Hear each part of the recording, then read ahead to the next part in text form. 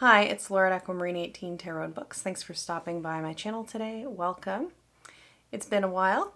I have been meaning to make a video to just share some life updates and some decks, a bit of a catch up, but I haven't found the time to do that until today. So here I am today. I don't have anything too structured in mind for this video, so prepare for the usual disorganized ramble. I do have some decks to share with you that are new to my collection. I've had a bit of an influx. I had 2 Kickstarter campaigns and 1 pre-order all come fairly close together. So I've been feeling quite abundant with new decks, and they're all decks that I was very much anticipating, that I feel like I've been waiting for a long time to be able to even back or pre-order, let alone work with. So I've been really enjoying that. One of them that came the most recently I haven't shuffled yet. I've not really spent much time with, but I'm very much excited for, so maybe we could look at that one together. At the end, I'll also share a bit of a Druidry update about my companion studies in the AODA. So, grab a beverage if you want to hang out for a while. I have a treat. Today is the last day of summer. Tomorrow is autumn equinox. I have the day off to spend, as a holiday. I take the solstices and equinoxes off as kind of religious holidays for myself. And I'm marking this last day of summer with a autumnal treat, which is Country Bumpkin Spiced Harvest Ale. And this is from a brewery in Niagara-on-the-Lake, Oast House Brewers. If you happen to find yourself in Ontario, Niagara-on-the-Lake is a really nice place to visit. If you are going to find yourself in Niagara-on-the-Lake and want to hang out, let me know. It's not where I live, but I love Niagara-on-the-Lake. I love going there. And this is a really good one that I wait for every year. It has pumpkin, butternut squash, acorn squash, and Hubbard squash puree from the farm where this brewery is. And so it's quite a fancy treat. Very good. So, decks I will share with you first. I don't remember what came first. I think that this came first. Okay, so one of the Kickstarters that I've been very much waiting for, and a deck that I've been following for a long time through the creation process, finally came, and I know that a lot of folks are really excited about this one, is the Cracked Amethyst Tarot. This is by Jessica Bott, and the Idiosyncra deck was a part of this campaign. The Idiosyncra deck, of course, has been out of print for a very long time, is not coming back. The creator has been, quite clear about that, but it has come back in this mini size just for this campaign. She also included in the campaign a oracle in a mini size. I didn't back for the oracle. I only backed for the 2 tarot decks. But I'm quite pleased. The minis are very mini, just to get a sense of the size comparison here. Like, this is not like the tarot in a tin size. This is tiny. This to me is shuffling hell, I'll be honest.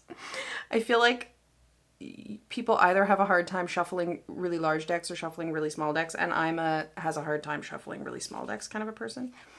I feel like Idiosyncra deck, is a well-known one. I'm not sure the year that it was initially done, or when it became out of print, but it's definitely one that had been on my highly unlikely wish list. Like, I never assumed that I would get a copy of this necessarily, but it's one that I have admired, and when people have shown it in videos, I always, enjoy seeing it. And if it had been in print, I probably would have picked it up at some point or another, but it you know, it has never been in print in the time that I've been aware of it. I've only ever been aware of this as an out-of-print deck, so I was quite happy to get a chance to have this mini one, even though it is very mini. I feel like this will be fun for really large readings because it won't take up a lot of space. I won't go through and, you know, share every card. I feel like people know this deck. There's lots of videos of this deck. I'm quite happy that it was made available in this way. I will say though, when the creator started posting pictures of this newer version of what became the Cracked Amethyst Tarot, which is kind of an updated reworking inspired very much by the Idiosyncra deck. As soon as I started seeing these images on her website, I kind of dropped Idiosyncra deck off my wish list, to be quite honest. Like, I knew that with this being quite similar, and, you know, kind of updated, I think she would probably say kind of new and improved. I knew that I would be happy with this. I didn't expect to have the chance to get the other one.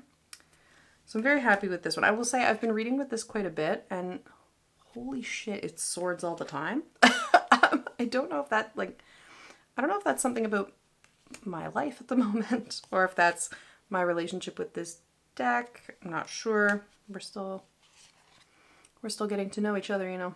So this is a cool one. I think it's really well done.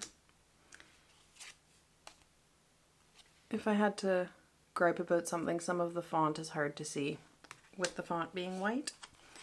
But I really like the colors in this. I really like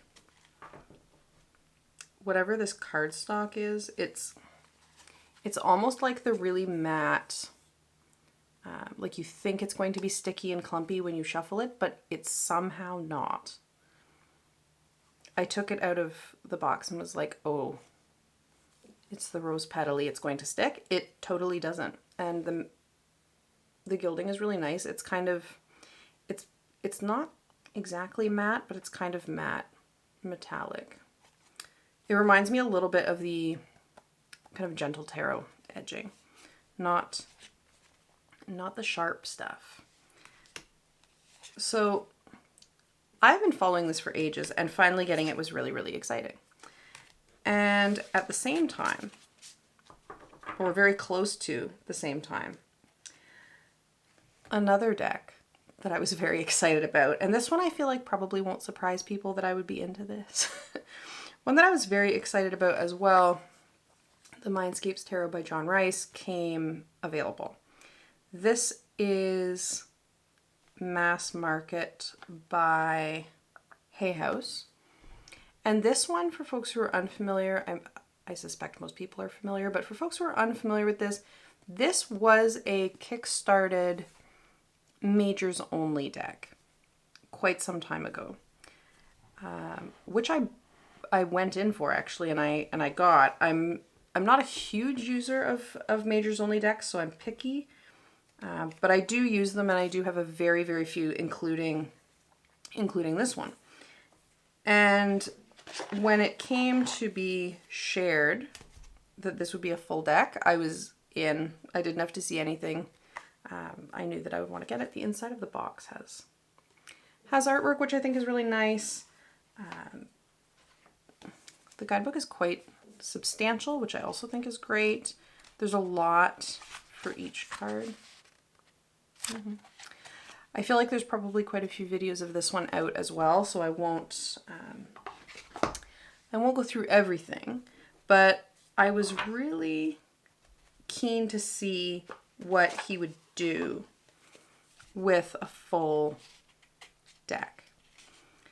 And he's come up with this kind of approach that is quite interesting. And the book gets into it, talks about kind of color symbolism and sigils and all kinds of things. But the thing that I think is really interesting, most interesting about this one, and maybe it's because it's the part that's new to me, is the minors. Each minor has associations and keywords and symbols and journal prompts and all kinds of things. But what I think is really interesting, and I'll just read this from the guidebook. The minor arcana mark the subtler shifts in our states of being. The first 10 cards of each suit show a single landscape weathering change over time. Following the first 10 cards in each suit are 4 court cards which depict dwellings that exist in these various landscapes. They call to mind the unique characters inhabiting these strange places and represent the different personas you might know, meet, or become throughout the course of your life. And the suits are branches for wands, tides for cups, spires for swords, and stones for coins, which I think is fairly clear. Wouldn't mix those up. And they're just amazing. I will say I wish that this cardstock was not what it is, but the deck itself is beautiful. It feels really cohesive to me. The minors do not feel like an afterthought or a tack on to the majors. It feels like there's a lot of work really running throughout. The colors have come out quite well.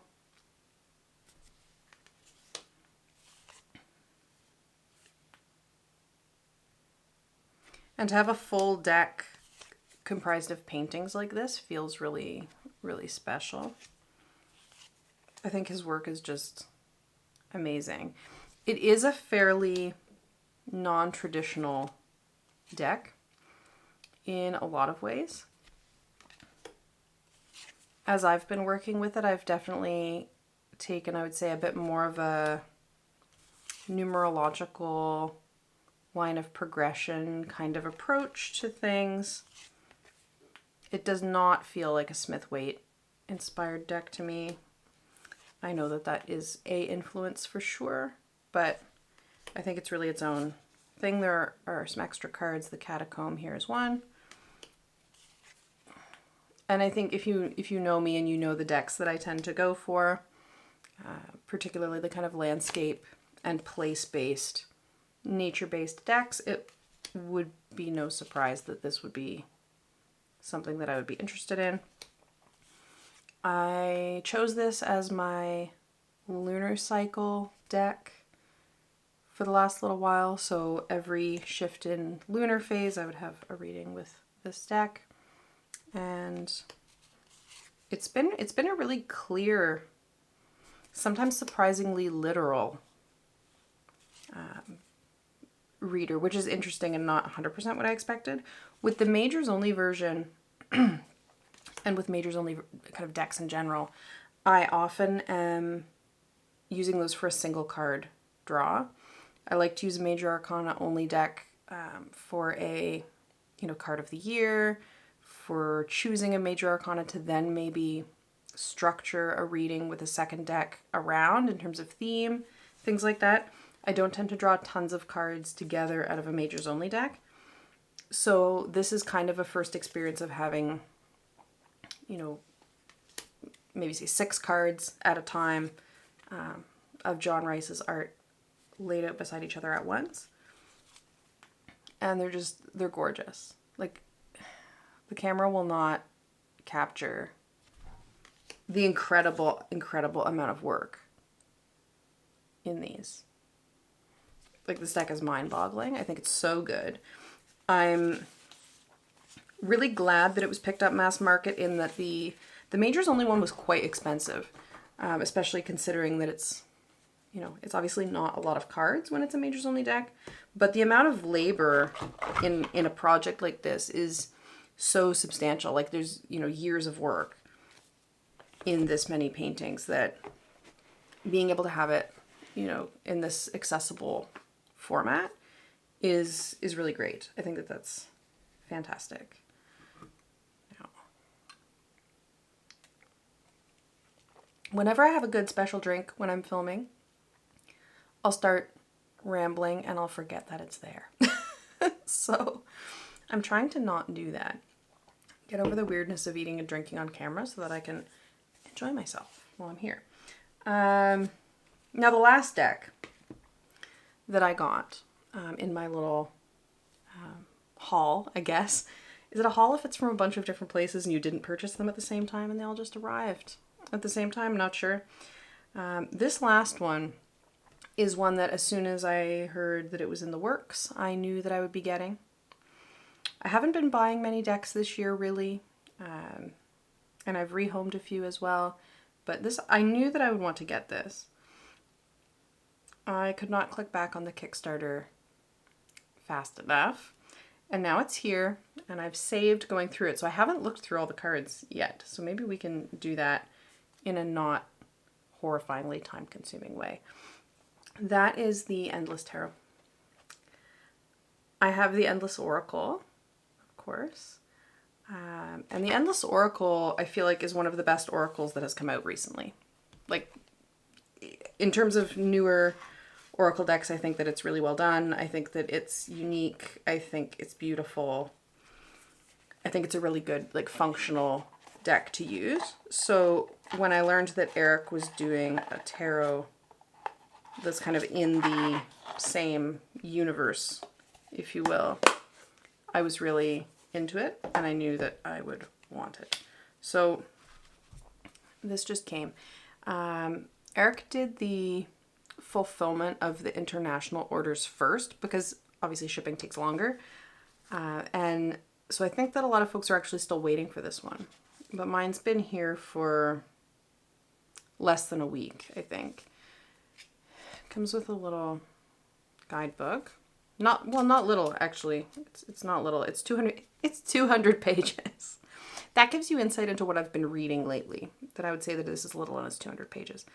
So for every card in here, and again, I haven't gone through this really. There's quite a lot. So that's all for one card.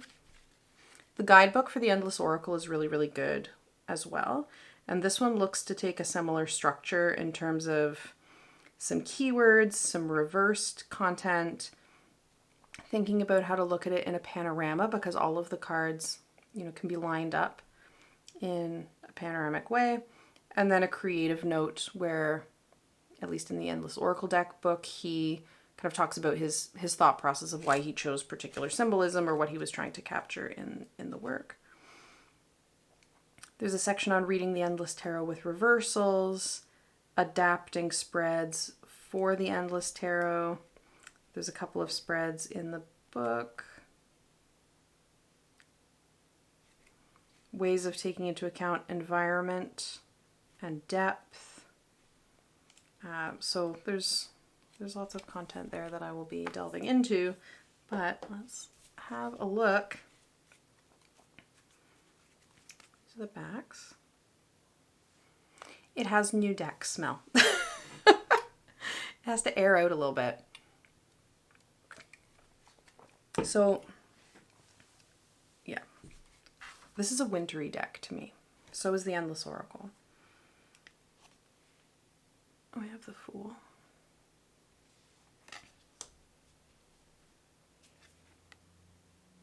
The Magician. I feel like there's slight Druid vibes happening there, into that. High Priestess.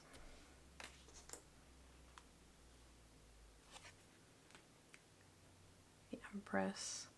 I like in Eric's work that not all of the cards that would normally have human figures necessarily have human figures. I feel like this is the kind of deck that, you know, it's quite traditional in some ways. You're not going to mistake one card for another necessarily. You know, there is familiar symbolism to some extent in each card, but it's also not kind of a Waite-Smith one-to-one. There's a couple of Lovers cards. One is a silhouette, and then one is closer to. I'm wondering, as I go on a detour, whether there's a write-up for each of the Lovers cards in here or no.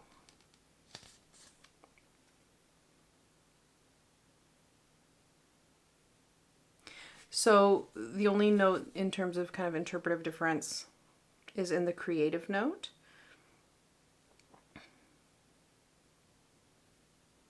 The two figures on this card are meant to be two masculine presenting figures in a Garden of Eden, following the Inkwitch Tarot. So the same figures that were in his Inkwitch Tarot are here as well.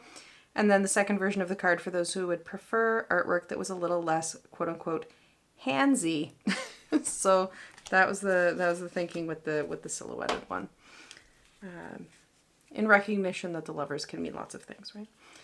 So. Chariot. Strength has a dragon. I feel like the Inkwitch Tarot has a fair amount of dragons as well.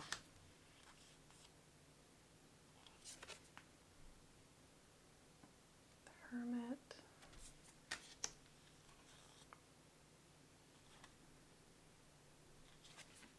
The Wheel of Fortune is interesting.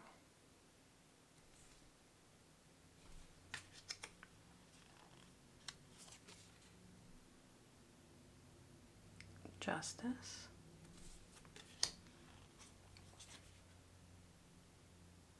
The Hanged Man.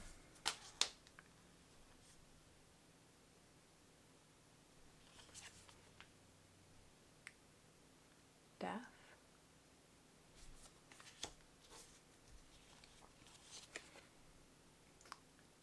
Temperance. I like the water wheel for temperance. That's a good.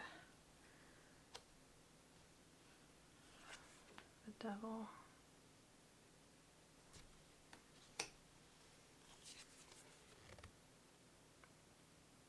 Tower.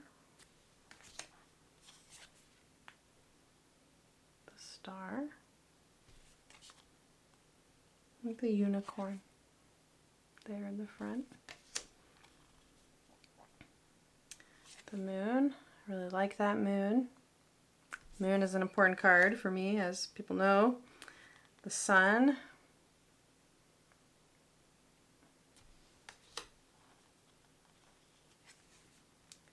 Judgment. And the World. And the World reminds me of Stargate, which I'm into. And I immediately thought that because it came with a postcard. So before I opened anything, I got this and I was like, this is Stargate, actually, which is a fun thing. Now, do we want to go through all of the cards today? Maybe not. Maybe I will, if I have time, film a separate walkthrough so that folks who are looking for a full walkthrough can find that in an easy way and not have it buried here in the middle of an update video. So yeah, if it's not obvious, I'm still feeling a lot of the kind of ambivalence, complicated feelings around, whether and to what extent I want to be present on social media or kind of social media adjacent things. And I would put YouTube in the kind of adjacent category, right? And I miss it. I miss being here and engaging with folks. And I've been watching and commenting here and there, and I'm still here. I haven't vanished or anything, but I initially started this channel after having been a fairly avid commenter for quite some time, wanting to engage more directly, kind of like socialize, if you will, with other folks with similar kinds of interests and passions. And being here did bring that. And so since having kind of stepped away to the extent that I have been missing those things that I found here for sure.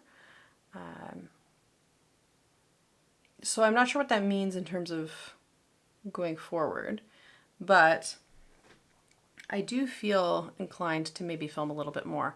I also, this is an exciting life update. It's also bullshit in my opinion, but anyway, I had to replace my cell phone. I had been using my beloved BlackBerry for quite a long time. I had a BlackBerry that had Android operating system. So it was a more recent BlackBerry, but of course they haven't been manufacturing BlackBerry phones for quite some time. And I knew that it was going to go at one point or another. It would not survive forever. And so I decided to kind of proactively find another option while my phone still functioned so that I could, easily move my contacts over and do all of that stuff that's, much easier to do when the old phone still functions than when it doesn't. And as I was doing that, I did get an alert from my BlackBerry, my beloved BlackBerry, telling me just how many years it had been since I had a security update. So I think it was time. So I now have a phone that I do not love the typing experience on because I am very button partial. Not happy about that, but that has a substantially better camera and that would be, much easier for me if I wanted to just kind of film a short chatty video on the fly. BlackBerry's just not a phone that's made for that, right? And the new one is much better in that regard. So I've been kind of testing, the video quality and sound quality in that just to see, and I think it's pretty good. I ended up getting the Google Pixel 8a and Graphene, which is an operating system. It's an Android operating system that doesn't have any Google components in it. It's like a privacy phone, basically. So I've been playing around with the camera and it's pretty decent. So maybe what will end up happening is you'll just get semi-spontaneous rambling videos from me. I'm not sure. I did buy a bracket that I can put my phone on my mini tripod with. Or I guess I could put it, I have a full-size tripod as well. I guess I could put it on the full-size tripod, but the full-size tripod I don't tend to tote around all that much. The mini one is more likely. This is my camera that I'm filming on now on a mini tripod. But maybe I could film on my phone. We'll see. Or I guess I could just prop it up on something and point it at myself and go from there. I don't know. We'll see. I don't know. It's weird to film videos like this that are not overly planned because I'm like, who is the audience for this? What am I going to call this? I don't know. Quarterly life update or something. I'm keeping my eye out for fun tags to see if anything strikes my fancy of something that I could do. There are definitely a few book ones that I've seen that I might like to do. We'll see. I'm not sure how much I'll be here. But I did want to also share my big Druidry news, which is that I finally have a project approved. Some folks will know that I completed the apprentice degree in AODA, and so I'm now in a companion degree, which is a 3 years or more degree that, unlike the prior ones, doesn't really have a curriculum. It's a matter of designing your own project. And you can design your own project in the Bardic branch that has to do with the creative arts, in Ovate branch, which has to do more with natural sciences of various sorts, or in the Druid branch, which has to do with ritual, divination, magic, astrology, like any of those kinds of things would live in the Druid branch. And so you can do one or more of those. They do have to be distinct projects. You can't kind of do a project that's half and half and call it two things. And each project has to take 3 years or more. And completing a project in every branch earns the title of Olave Adept. And completing a project in any one of the 3 branches is the way to gain the title of Adept. I've really been kind of all over the place in terms of thinking about what I wanted to do as a project, because I wanted something that would be meaningful, something that would be challenging, something that I was invested in, that I want to do, that feels well situated in my practice as a druid, as opposed to just some kind of random thing that I'm curious about. And I wasn't even 100% sure which branch I wanted to start with. I imagine probably doing something in all three at some point, but I'm in precisely zero hurry to do that. And, you know, which branch you work in prior degrees doesn't constrain you in the next degree. So I wasn't kind of predisposed to starting in any particular area. But I now have a project approved. And to, I think, many people's surprise, including my own, I actually proposed a Bardic project to start. Bardic work is not necessarily my... I want to say it's not necessarily my forte. Like, I feel like if one were to guess which branch I would be working in, or working predominantly in, or working in first, it would be Druid, if anything. But I'm really excited about my Bardic project. I ended up having a birth chart reading, and that I had sought out as a way of, you know, making sure that what I was doing was going to kind of align with my my potentials and my life trajectory, if you will. And so I was really, really happy. I had a reading with Michael J. Morris, who's fabulous, whose work I've been a fan of for quite some time. I had downloaded and purchased a couple of their workshops. They've been on some different podcasts and things as a guest, and it felt like it would be a good fit. And so I had a fabulous birth chart reading with Michael J. Morris. Cannot recommend highly enough. That was really affirming and really helpful, and obviously didn't like give me what my project was going to be, but definitely supported me in, I felt very trepidatious about it, but in, you know, moving towards a Bardic project. So the Bardic project that I have proposed and gotten accepted is called Speculative Druidries and Druidic Speculations. And I have my project proposal here, so if I'm looking down, that's what I'm looking at. We have to make a proposal, and there's kind of guidelines for how to do that. I mostly followed those guidelines, except I went over the length. Nobody's surprised there. For my Bardic Path Companion project, I wrote as my first opening of my proposal, I'm interested in exploring how speculative writing, particularly the science fictional, fantastical, and combinations thereof, can inform Druidry, as well as how Druidry as a framework and practice might inform or support the composition of speculative work. I propose to take up speculative fiction writing as a bardic spiritual practice and to, over 3 or more years, develop my skills as a writer in new creative directions. And so I go on in my proposal about finding particular affinities between Druidry and kind of nature-based practice and speculative thinking and speculative writing as kind of change-making practices that are oriented towards creating change towards social justice, ecological justice, and so on. And I made with that a very rough project timeline. This is a thing that we're asked to do. And making that timeline just looked like kind of what do I want to do in year 1, 2, and 3. I didn't want to get any more complicated than that.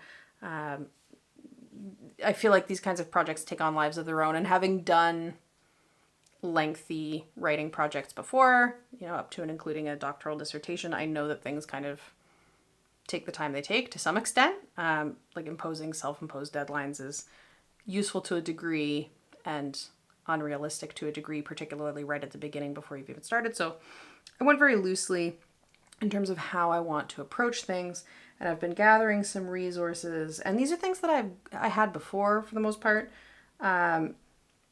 This is something I've wanted to do for a long time, and I feel like having the curriculum to work within, having the structure to work within of the companion degree, having access to the kind of like mentoring and support and help that I will have by virtue of pursuing this in the context of the AODA made this the right time. So I have, as part of my project, plans to work through Steering the Craft, which is Ursula Le Guin's writing workshop-based book with a bunch of writing activities in it. I am partway through this already. I did start this before I proposed the project, which is totally like allowed. I will take 3 years or more regardless of the fact that I had already started this ahead. So I have that to work on. And I also have another book that I'm really excited about that I haven't done too much with yet, but that's Wonder Book, an illustrated guide to creating imaginative fiction by Jeff Vandermeer, whose work I'm an immense fan of. So I'm excited to look at this. I also want to get a copy of Writing the Other by Nisi Shaw and Cynthia Ward, and no doubt I will come across other kind of writing related books that will make their way to me for me to work with through the course of this project. And so I'm hoping, aspiring, over the next 3 years to read a lot of speculative fiction, that is kind of ecologically focused as a particular area of interest, and to, alongside that, read about fiction. Read about writing fiction, read about what fiction can do, read kind of theoretical analyses of what different kinds of kind of justice-oriented fictions can do, while trying my hand at fiction writing for the first time. So it feels really big and it feels really daunting. And it feels like a thing that's going to be hard. I am published in non-fictional, scholarly contexts, but this is very new to me. So I'm excited, and I feel like having this context to do this work in will make it far more likely that I will actually do this thing that I've wanted to do for a long time. So I'm very excited about this project, and I wanted to share that with you as something that I will be working on. There is a component of the there's a component of the companion work that has to do with sharing one's work with others. So, I'm not putting any pressure on myself in terms of, definitely like publish anything anywhere or something like that, but I will get to share some written work in some context. Maybe there'll be some kind of presentation that I'll get to do related to the work. We'll see where it goes. 3 years is a long time to work on something, and I, only have the vaguest of outlines of what this is going to turn into, but I'm excited to see what it will turn into. So this upcoming equinox, I'm going to do some intention setting around this work that I'm really excited about. So that's what's kind of been going on with me. I have been rambling for a long time, so I think I will cut it off here. Let me know what's new with you, how you're doing. I hope you're well. Let me know if you have had any new decks come in lately that you've loved. Let me know in the comments if there's any tags that I should check out. I'm always on the lookout for a good tag. Like I said, I've seen a couple of book tags that I think are fun. Tarot, I'm not sure. We shall see. I wish you a happy equinox, regardless of what hemisphere you are in. Thank you for watching, especially if you stuck it out this far, my goodness. And I will see you again maybe soon. I'll see you again sometime. Have a good one. Bye.